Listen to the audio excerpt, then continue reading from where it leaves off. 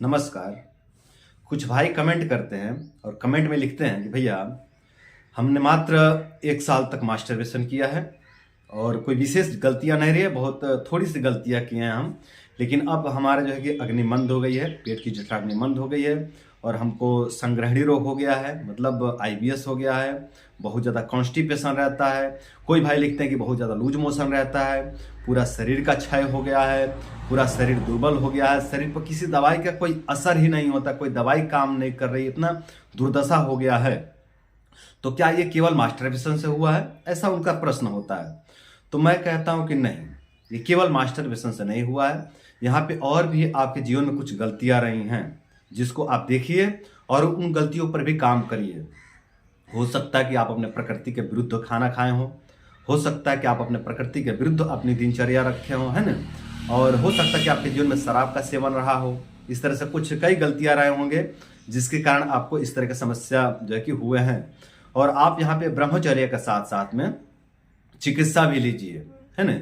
यहाँ पे केवल आप ब्रह्मचर्या मत रहिए, आप पहले तो कारण देखिए, उन कारणों पर काम करिए, साथ ही ब्रह्मचर्या भी जारी रखिए और साथ ही आप चिकित्सा भी जारी रखिए, है ना। कोई चिकित्सा भी लीजिए अपने नजदीकी आयुर्वेदिक चिकित्सक से या फिर एलोपैथिक चिकित्सक से या होम्योपैथिक चिकित्सक से, जो आपको सुविधाजनक लगे वहां से आप जाकर के चिकित्सा लीजिए, है ना।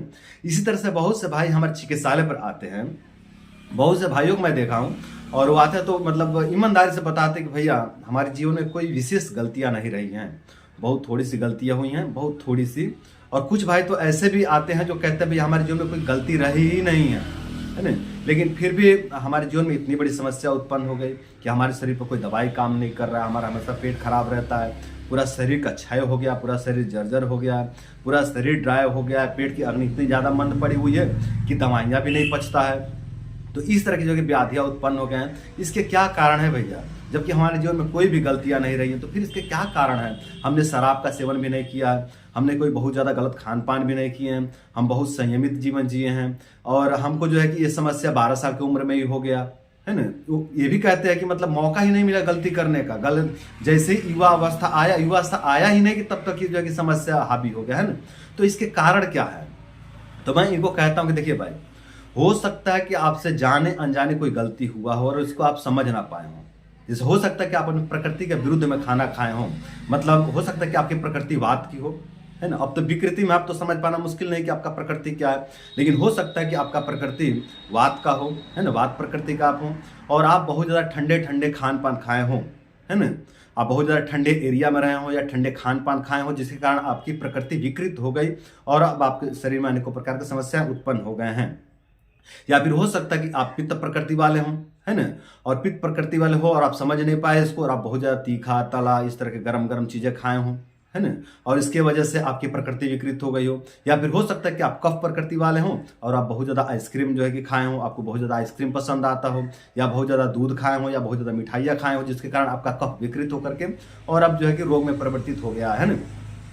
या फिर एक कारण और मैं बतलाता हूँ कि हो सकता है कि आपके पूर्व जन्म की ये गलती हो, है ना। पूर्व जन्म के पाप कर्मों के कारण भी रोग होते हैं, ऐसा आयुर्वेद कहता है। तो हो सकता है कि आपके पूर्व जन्म के पाप कर्मों के कारण, पूर्व जन्म के गलतियों के कारण इस जीवन में जो कि कष्ट मिला है ना।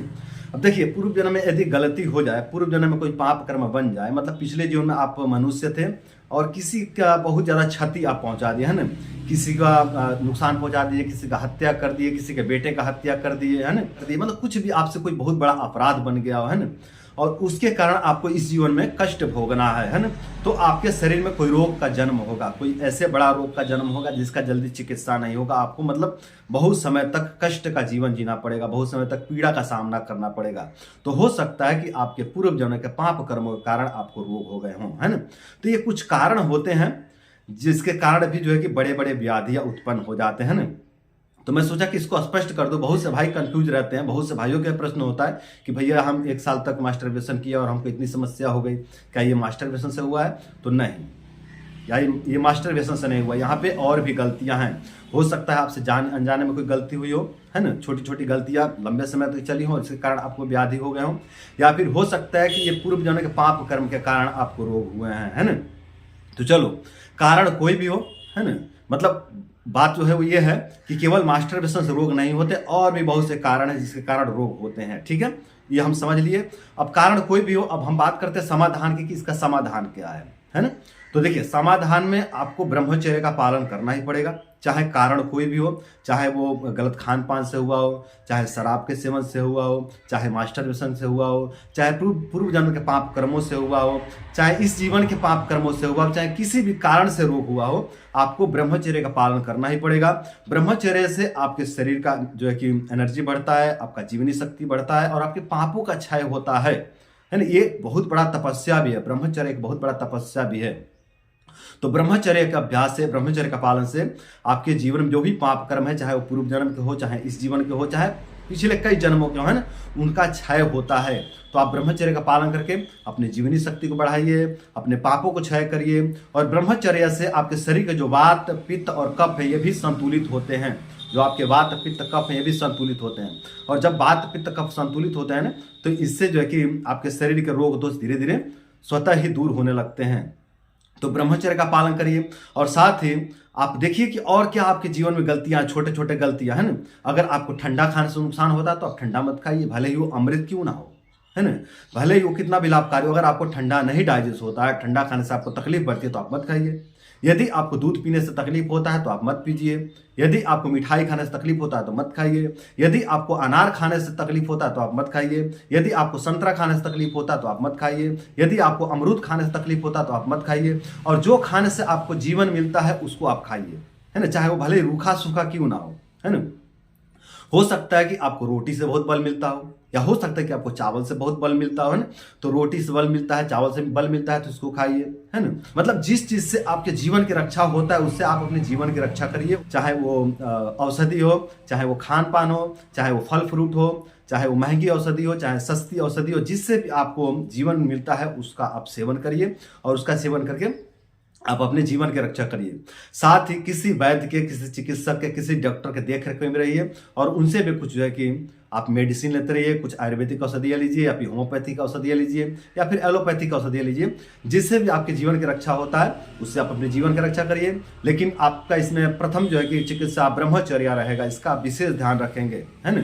तो अपना प्रथम चिकित्सा ब्रह्मचर्य को रखिए और उसके बाद जो भी आपका चिकित्साएं बनते हैं उसको आप कीजिए। और आपके जीवन में जो भी गलतियां है उसको आप सुधारते जाइए। धीरे धीरे आप पूरी तरह से ठीक हो जाएंगे।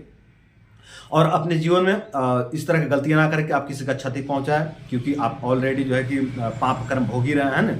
तो ऐसा कोई पाप कर्म ना बने जिससे आपकी समस्या बढ़ जाए, इसका विशेष ध्यान रखें, है ना। जैसे किसी का कोई क्षति ना पहुंचाए, किसी के साथ झूठ झाट ना बोले, किसी का मतलब दिल ना दुखाए, किसी का कुछ नुकसान ना पहुंचाए, किसी को चोट ना दें, किसी को गाली ना दे, किसी को झगड़ा ना करे, और स्त्री का अपमान ना करे। विशेष करके इस बात का ध्यान रखें, स्त्री का अपमान ना करें और अपने से बड़े लोगों का अपमान ना करें, बिल्कुल भी इस तरह की गलती ना करें, है ना। तो इस तरह से अपने जीवन में जो है कि सुधार करके चलिए। धीरे धीरे धीरे धीरे सब कुछ ठीक हो जाएगा, चिंता करने की आवश्यकता नहीं है। क्योंकि इस तरह का जो मैं केस देख रहा हूँ ना, इसमें कुछ भी मतलब डॉक्टरों द्वारा पुष्टि नहीं किया जाता है, जांचों द्वारा कुछ भी पुष्टि नहीं होता है, मतलब कोई बीमारी नहीं निकल रहा है, कोई मतलब किसी रोग दोष की पुष्टि नहीं हो रही, फिर भी जो है कि व्यक्ति अनेकों प्रकार के समस्याओं का सामना कर रहा है, अनेकों प्रकार के कष्ट का सामना कर रहा है, बहुत कमजोरी का सामना कर रहा है, बहुत दुर्बलता का सामना कर रहा है। यहाँ तक कि मतलब खान पान भी डाइजेस्ट नहीं होता है, कोई दवाई भी डाइजेस्ट नहीं होती है। तो ऐसे स्थिति में जो दवाई आपसे डाइजेस्ट होती है, जितनी डाइजेस्ट होती है उतनी लीजिए और अपने जीवन में की सारी गलतियां, अपने जीवन की सारी गलतियों को सुधारिए। आप धीरे धीरे धीरे धीरे पूरी तरह से ठीक हो जाएंगे। घबराने की जरूरत नहीं है दोस्तों, थोड़ा भी घबरा जाएंगे तो काम गड़बड़ हो जाएगा, इसलिए घबराना नहीं है। आपको धैर्य रखना है, साहस रखना है और थोड़ा सा आध्यात्मिक बनिए, भक्ति से भी जुड़िए। भक्ति से जुड़ने से आपको एक बल मिलता है, आध्यात्मिक बल मिलता है और इसके दम पर आप धीरे धीरे धीरे पूरी तरह से ठीक हो जाते हैं। वैसे जो भी ब्रह्मचर्य का पालन करते हैं वो धीरे धीरे आध्यात्मिक हो ही जाते हैं, वो मुझे बोलने की जरूरत नहीं है, लेकिन फिर भी बोल देता हूँ कि मतलब किसी गुरु के शरण में जाइए, किसी गुरु से जुड़िए।